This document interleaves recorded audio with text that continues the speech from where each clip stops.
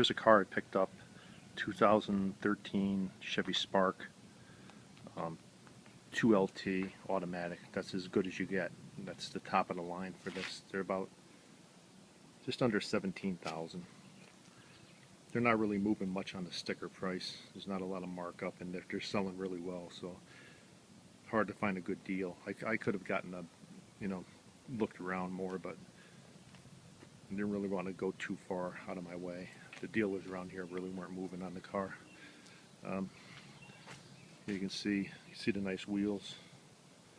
Those are upgraded wheels from what you get on there's just three models, LS, LT1, and LT2. LT2 gets the best wheels, best looking wheels. Heated seats, fog lights, a bunch of stuff I'll tell you about in another video, but you can see it's got a little roof spoiler right here. Nice lights in the back, rear wiper. It's got cargo cover on the inside. Everything folds flat. It's not quite as easy as a Honda Fit to fold things flat. There's a seat cushion that flips over, and then you do a couple different extra movements as opposed to the Fit where you can just flip it right down. Here you can see the different rear. If you compare this to the 1LT in the base, you see the difference. It's got the integrated chrome exhaust, which adds to it. Same thing with the front. If I would go over to the front, well, before I get there, here's a quick look again at the inside. The door, you can see everything is color coordinated on the inside, which is kind of nice. Really nice steering wheel, thick leather steering wheel. All the controls on there, that I'll talk about again. Your stalk with the, it's got your fog lights, power mirrors. Nice display on it. Not quite as futuristic as on the CRZ, but it's like a motorcycle, and it's different because it's closer to you, so it's kind of fun. It's not like far away like on a regular car, because it is supposed to be like a motorcycle. As I said before, or I will say in another video, I'll talk about the MyLink system. That's the 7-inch touchscreen. You see the seats. Comes again with a small armrest. A lot of cars are not coming with that. Even my CRZ, which is a lot more expensive than this, it didn't come with one. It was an option. So Korean cars, they give you a lot. They cut corners in certain respects, but this is pretty solid car. Locking fuel door. Again, even my CRZ didn't have that. There's the rear seats.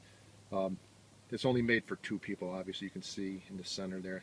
In other countries, I don't believe they had that. It was it would hold three people, but they're much smaller than Americans. So, but here, it's just a two-seater. You can see here, see the nice stitching and stuff, and it just pops right up like that. Okay. And then you put it down so you can get better visibility. I won't put it down now so you can't get in there. They didn't take the plastic off yet. I just got the car. But you can fit 4 people. It's not something you're going to go cross country with 4 people. Nothing like that. But you want a small 4-cylinder, 4-seat car. This is the best of the 4-seaters. The IQ is really a 3+1. You can fit one normal sized person, and then the other one is either for a child or just used for space. The Fiat, you really struggle to get 4 people in there, and I didn't really care for the Fiat. The 4 Micros, boy, I would say if you're just looking for pure quality, the IQ might be the very best as far as that.